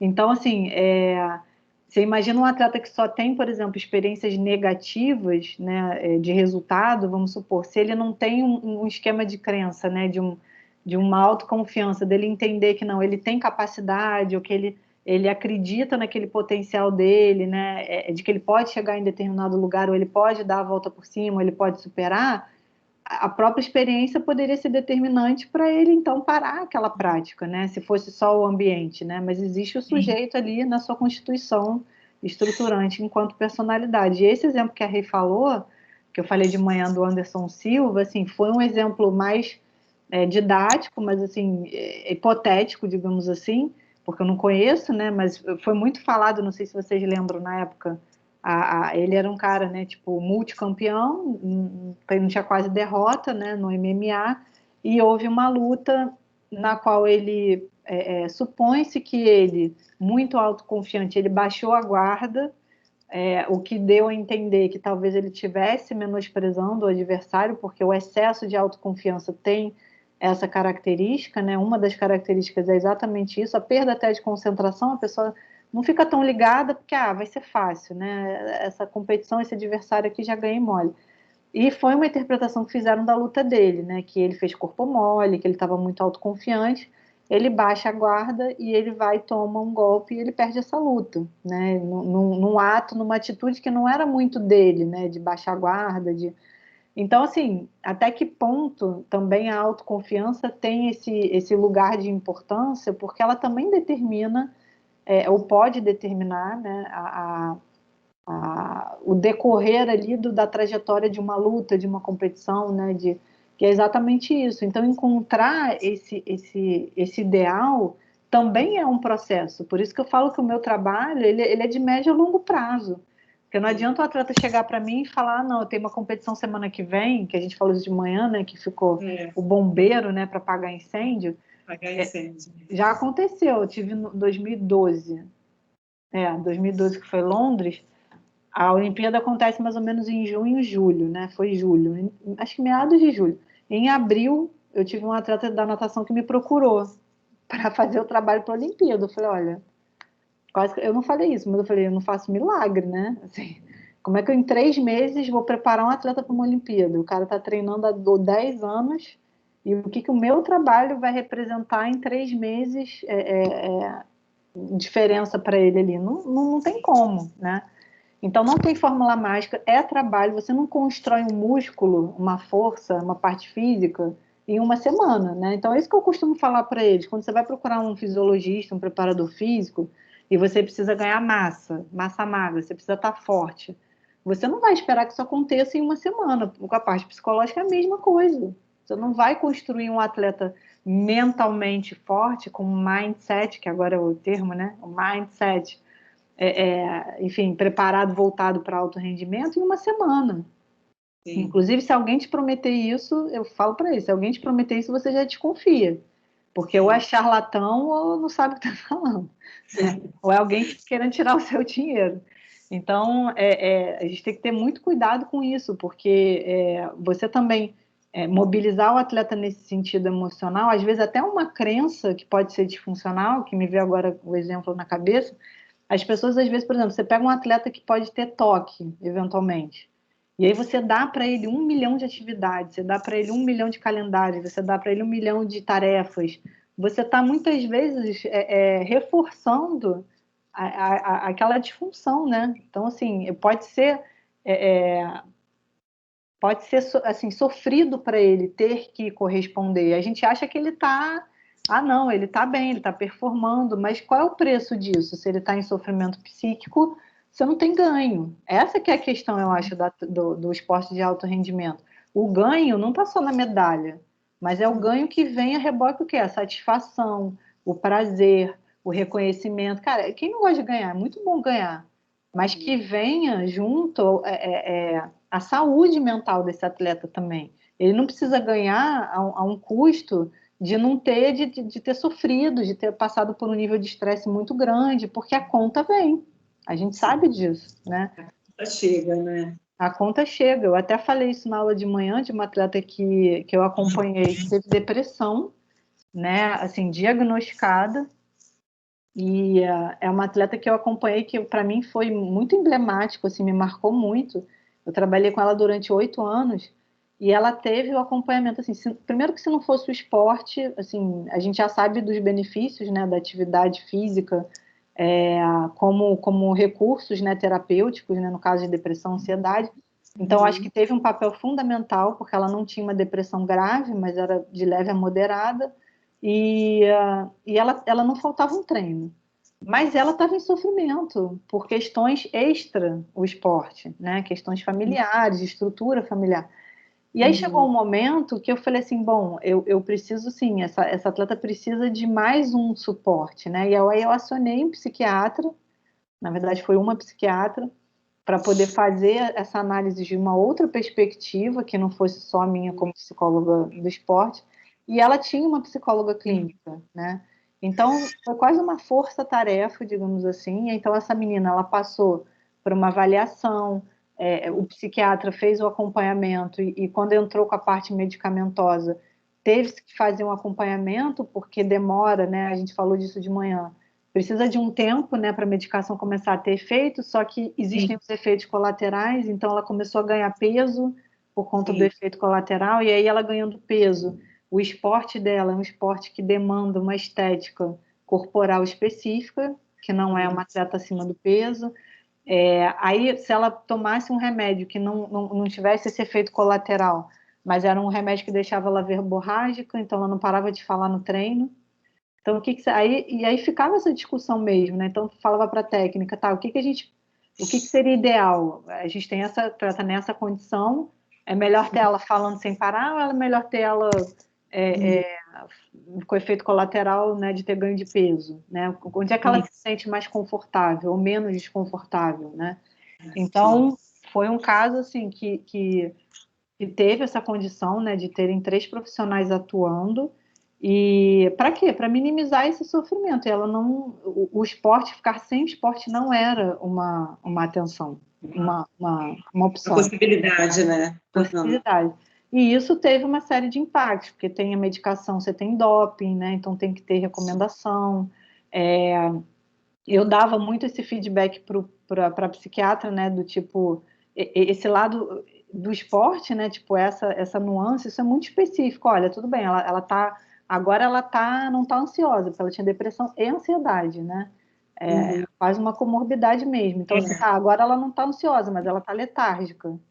E aí é um esporte que requer repetição de movimento, então não é interessante, né? Então, você fazer esses ajustes dentro de um quadro de consultório clínico é uma coisa, agora você fazer esses ajustes com uma atleta com depressão estando na ativa, digamos assim, foi desafiador, né, eu diria. E a minha preocupação sempre foi com o bem-estar dela, assim, para mim a performance, né, o resultado foi secundário, mas para quem está à frente do esporte, não. Né, para as técnicas, assim, então se ela não está bem, manda ela para casa, tira ela da equipe, né? E foi assim um embate muito grande, assim, nesse sentido foi um exemplo que eu lembrei. A questão do doping, né, Adri? A Andréia Carmo está até perguntando aqui, né, que essa autocobrança, ansiedade, podem ser considerados gatilhos para casos de doping? Existe algum estudo sobre os motivos que levam alguns atletas a usarem esse recurso? Nossa, André, foi muito legal você ter feito essa pergunta, porque coincidentemente eu estou escrevendo um artigo sobre isso, porque vai ter um congresso agora, o Congresso Internacional de Psicologia do Esporte, e estamos eu, a Caroline, o Mataruna e a Ana Carolina Covas, que é uma psicóloga que trabalha na agência antidoping, escrevendo sobre isso. O que a gente está vendo na literatura é talvez uma correlação do que a gente chama de desengajamento moral e doping. Então, que o uso, né, o recurso da utilização do doping é visto mais em atletas que têm a questão dos valores, da ética e da moral, de alguma forma abalados, vamos colocar assim. Então, isso dá margem para eles considerarem, né, utilizar recursos ilícitos para poder ter ganho de performance. Então, a gente fala especificamente, eu não consegui achar assim, estudos de necessariamente autocobrança, ansiedade, mas desengajamento moral. Isso a gente já encontra na literatura. Então, foi muito bacana a sua pergunta, tá? Porque é isso que a literatura está mostrando para a gente. Mas depois eu até, quando tiver pronto o artigo, também posso disponibilizar para vocês. Eu coloquei aqui também, Dri, eu coloquei aqui no chat também um outro artigo seu, que foi publicado, foi até acho que foi pelo Simpla mesmo, né? Ansiedade no esporte, ajuda ou prejudica? Sim. Venha bater um papo sobre o tema com a Adriana Lacerda. Então, tem também uma matéria, na verdade, eu acho essa. Uma matéria, e coloquei também Você falou da prática da atividade física como uma ferramenta, né, no manejo do estresse. Aí eu até coloquei aqui também o link daquela outra live que a gente fez no ano passado, falando sobre essa questão, né, que você trouxe também. E eu acho que, assim, acho que a psicologia do esporte ainda carece, né, de uma literatura, né, porque é uma área muito recente, né, e no desenvolvimento teórico, metodológico, né, científico, ainda tem muita coisa para ser estudado, né, eu acho que é importante a gente estimular também os estudantes aqui a seguirem um pouco, né, uma carreira que não é fácil, né, não, aparentemente fica parecendo que tem uma coisa de glamour, né, de status também, mas é uma relação também. Gente, né? As olheiras não deixam mentir, ó. 20 anos. A luz está super ajudando, sim. Eu encontrei uma luz Não é da ótima corrida, também. não é da corrida, é da... A iluminação é tudo, gente. Tá? Filtro. Então, assim, eu acho que é muito importante, né? Porque não é porque a área é difícil que as pessoas não podem, não devem se interessar. Eu acho que assim, é uma área que está crescendo muito ainda, mas está crescendo junto com as próprias pessoas que estão crescendo também, né? Com os profissionais, né? No sentido, como você falou, vocês estão escrevendo artigo, vão publicar, vai para congresso, organizam congressos, né? Organizam eventos para se discutir essas questões, né? Que são tão importantes, assim. Até, Rei, lembrei, eu não falei de manhã, mas a gente vai ter... lá na Soperd a gente faz encontros temáticos, né? O próximo vai ser muito bacana, porque o tema vai ser quem cuida de quem cuida. Então, a Daniele Muniz, ela vai falar exatamente desse nosso lugar de cuidador, né? E aí quem dá conta, né, dos nossos anseios, né, das nossas questões, das nossas dificuldades. Então, vocês estão convidados, vai ser dia 8 de junho, se não me engano, às 19 horas. É aberto a não sócios também, a gente faz um preço super acessível. Quem quiser também se associar, e aí tem um preço diferenciado, lá no site da Soperd já tem o link para se inscrever, acho que vai ser uma troca. E é isso que você falou, essa troca, né? E a gente vê os colegas crescendo, se inserindo cada vez mais, aprendendo. Eu mesma já reformulei minha prática 1 milhão de vezes, porque a gente vai aprendendo conforme, né, a área vai evoluindo também. E isso que você falou da parte científica, digamos assim, vocês terem uma ideia, na Inglaterra, onde eu tive a oportunidade na Olimpíada de conhecer um centro de estudo, né, das ciências do esporte, tinham 2 pesquisadores de psicologia do esporte que vivem só da pesquisa, pesquisando exatamente isso, o impacto da atividade física no condicionamento de idosos na faixa etária de tanto a tantos anos. Então, pessoas que, claro, isso hoje não é uma realidade no Brasil, mas eu digo, a gente se espelha, eu por exemplo, sou assim, eu quero, o que é o ideal? O ideal é onde está o que está acontecendo nos Estados Unidos, na Inglaterra, no Sul, seja lá onde for. Então, quanto mais próximo do ideal a gente chegar, que foi até a experiência que eu tive no judô, melhor. Então, existe isso. Né? Então, tem pessoas que realmente conseguem fazer a sua vida pesquisando, publicando, né? E dentro da área, que deve ser muito bacana, né? Você poder ter essa experiência, né? Enfim, então, como você falou, assim, só corroborando mesmo, é uma área que está em plena expansão, existe a demanda, não só no alto rendimento, então convido quem tem interesse, né? Quem quer, às vezes só para conhecer um pouco mais, e assim, é uma área, a Rei sabe disso, apaixonante, né? Que você, quem gosta de esporte, você viver isso, né? E poder acompanhar, eu acho que teve o Luiz que falou da Rafaela Silva, né? Que eu tive a oportunidade de trabalhar. Assim, você vê, pô, você ganha junto com o atleta ali, aquela, né, tive a oportunidade de estar com ela na medalha olímpica no Rio de Janeiro, sabe? Assim, é uma coisa que eu vou levar para minha vida inteira, né? Uma das melhores experiências da minha vida. Mas, enfim, não sei se vai dar tempo de eu responder, dá, não? Tá, a gente pode ficar mais uns 10 minutinhos.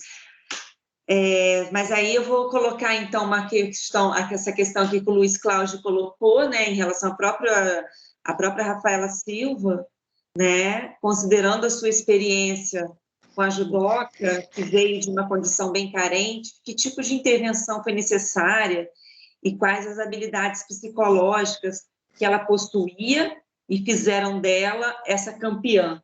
Uma pergunta, assim, fácil de responder. Tranquilo. Tem mais Tipo, 1h30, 5 minutos.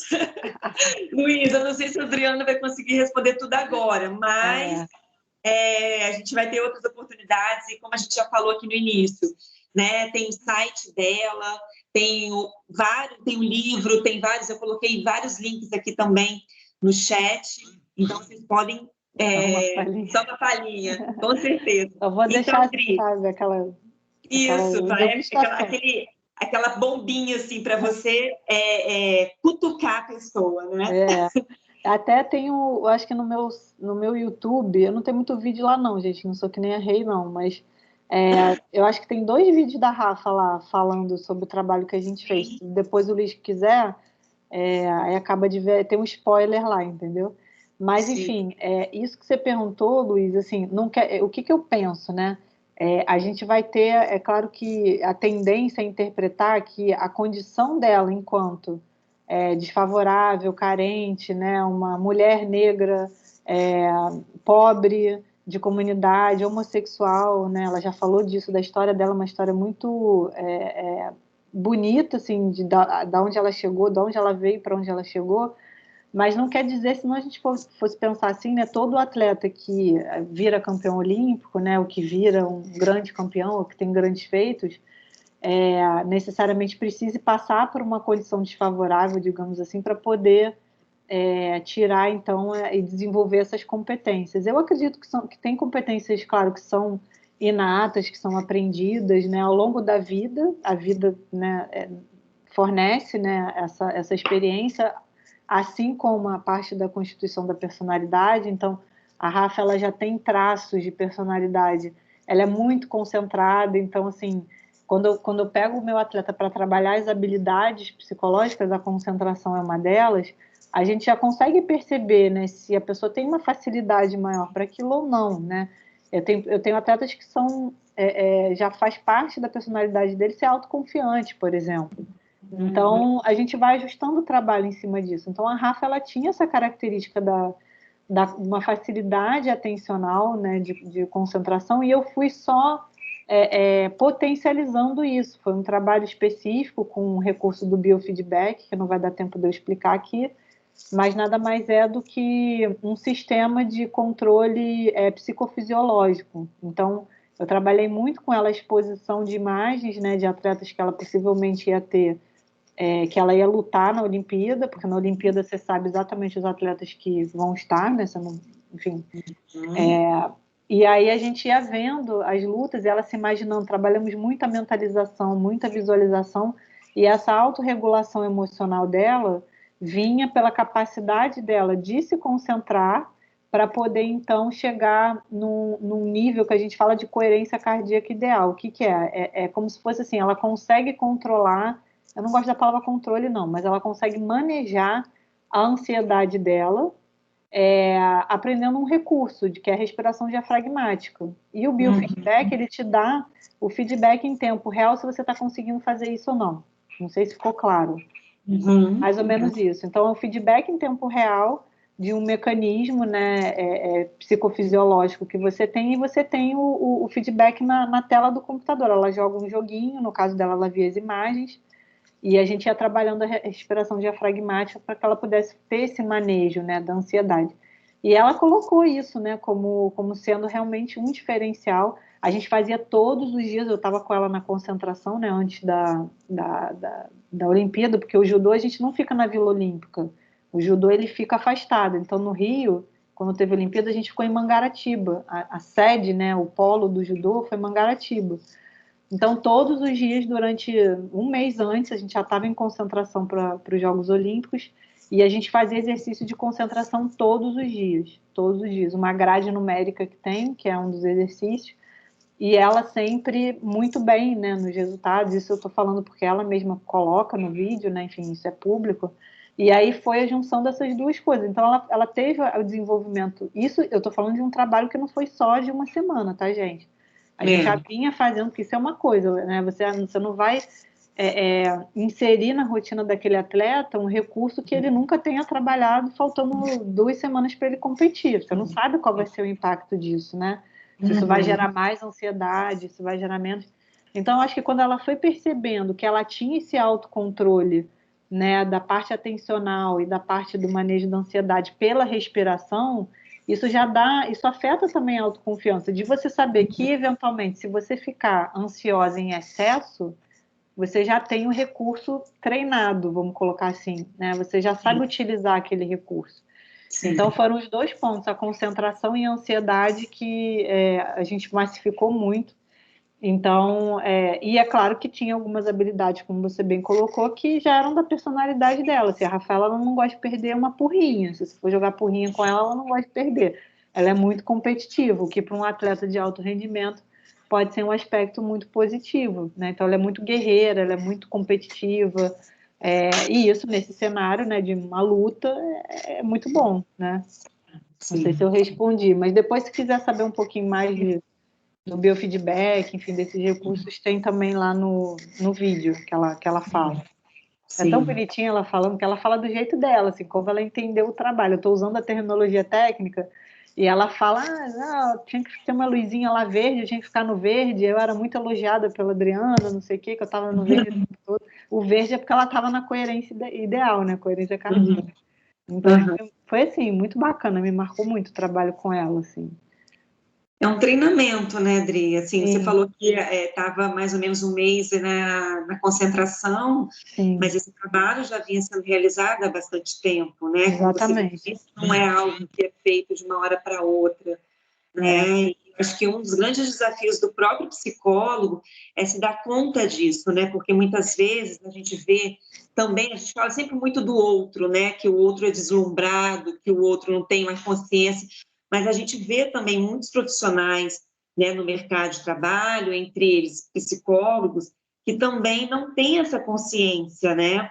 E acabam muitas vezes querendo gerar, digamos assim, uma promessa, né, de que vai resolver tudo, que vai dar conta de tudo, né, como aquele exemplo também que você citou, que a moça chegou no seu consultório 3 meses antes, né, e você não aceitou fazer o trabalho. Então, acho que tem muito isso também, né, o próprio psicólogo também se trabalhar, se conscientizar, né. Eu acho que é muito importante isso. E isso você falou, né? Essa parte da habilidade, assim, tem a habilidade física, técnica, e a psicológica também é treinável, né? E às vezes isso o atleta desconhece, né? Que ele pode realmente treinar essas habilidades. O trabalho não se resume somente a isso, obviamente, mas não deixa de ser um diferencial, né? Para quem está fazendo esse acompanhamento, né? Enfim, essa preparação psicológica, de ter essas habilidades psicológicas, que é o que eu falo, assim, o atleta fala assim, eu vejo o técnico às vezes, né? Fulano tem que se concentrar. Eu falei, mas alguém ensinou esse menino a se concentrar? Alguém já nasceu concentrado? Então, assim, vamos municiar esse menino de informação, né? Treinar a concentração, ele aprender a se concentrar, né? Então, eu acho que esses exemplos ficam fáceis, assim, da gente entender que isso pode ser feito, né? Sim. Mas enfim, eu não sei se deu para ter uma ideia, né? Acabou que eu falei que trabalhei no judô, né? No futebol também, e coloquei a fotinha. No judô foi o próximo do ideal de trabalho, como eu falei. Então, a confederação, ela hoje tem uma estrutura que é modelo dentro do COB, né? Que é o Comitê Olímpico. E espero ter conseguido passar, que eu falei, assim, são 19 slides, passei 3, mais 90% só de relato de experiência para vocês, porque é muita coisa, realmente, né? Muito tempo nessa área. Obrigada, Luiz, vi ali que você colocou. É muito bacana ter o reconhecimento, né, do trabalho, assim, ter um atleta falar, poxa, eu tive esse resultado e você me ajudou, então a sua conversa me fez ficar mais feliz, ou você me acalmou em determinada hora, né? Então acho que isso não tem preço, isso assim é muito recompensador, sabe? É isso que me move a continuar, eu acho, né? Pelos atletas mesmo. Com certeza. Acho que é isso, Rei, falei tudo. Nossa, falei maravilhoso, gente.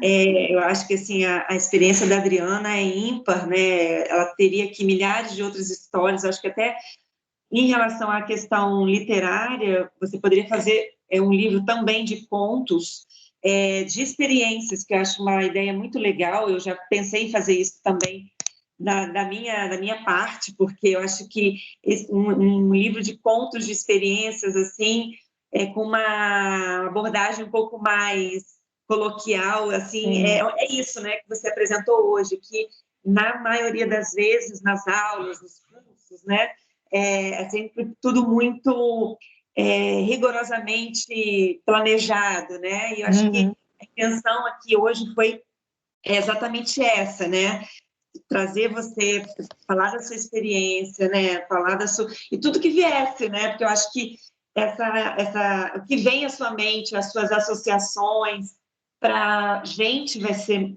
para eles, né, serão muito valiosos, porque, primeiro, né, Adri, pela sua experiência, pela sua carreira, pela sua construção, né, então acho que mostrar, né, que o psicólogo, ele tem esse lugar, mas é importante que ele trabalhe esse lugar, conquiste, né? Assim, o trabalho do psicólogo, que em qualquer outra área também seria assim. Então, eu acho que, assim, eu só tenho a agradecer mais uma vez a você. Imagina, eu que agradeço o convite, a As participação. participações aqui dos alunos, a presença, né, de todos que participaram. Aqui a Andréia também falou uma trajetória inspiradora, parabéns, Obrigada. maravilhosa. Obrigada, gente, pelo carinho. Obrigada. Obrigada. O Luiz também falou, né, você já é campeã, você é campeã também, com certeza, né? Vibrando juntos, gente, é muito bom. Gente, Então, quem quiser, a área está aí, enfim, tem lugar para todo mundo, então quem gostar, só entrar de cabeça e ser feliz. Sim, É isso que sim. importa. Obrigada, Rei, viu, de novo, Sim, pelo espaço. sim. Quando precisar, só chamar de novo, tá? Não Tá tem... bom, Aí tem os querida, muito outros 15 obrigada. slides que eu não deixei de falar. E aí a gente termina, entendeu? Não, Mas sem obrigada. problema. Tá ótimo, então, gente. Então, vou me despedir, então, da Adriana. Adriana, por favor, fique à Obrigada. vontade. Gente, boa noite a todos e todas. Rei, beijo, parabéns de novo. Manda o Beijo bolo aqui depois, grande. tá? Tô esperando. Tá bem. Beijo nas meninas, tá? Beijo. Tá ótimo. Beijo nos meninos também. Obrigada, gente. Beijinho. Tchau, tchau. Tchau, Obrigada. tchau. Pessoal, então, eu gostaria de agradecer mais uma vez a presença, a participação de vocês. Eu acho que foi incrível, foi muito mais do que a gente imaginou, né? E espero, então, vocês na próxima aula. Só lembrando que eu penso que vocês estão aí com esse item ansiedade um pouco grande, em decorrência das nossas notas, mas até amanhã, que o prazo é até dia 26, né? Mas eu penso que até amanhã, dia 25, eu vou conseguir lançar tudo, tá bem? Mas, no pior das hipóteses, no dia 26 vai estar lá no sistema. Tá joia, gente? Agradeço muito, então, a participação de vocês. Um beijo enorme, tá? Obrigada pelas felicitações. A Adriana é ótima. Ela sempre faz isso comigo. Tá joia, gente. Boa noite, então. Uma ótima semana para todos. Vou encerrar aqui a gravação e mais tarde, amanhã, a gente vai estar com essa gravação lá no meu link do YouTube, tá bem? Um beijinho. Tchau, tchau.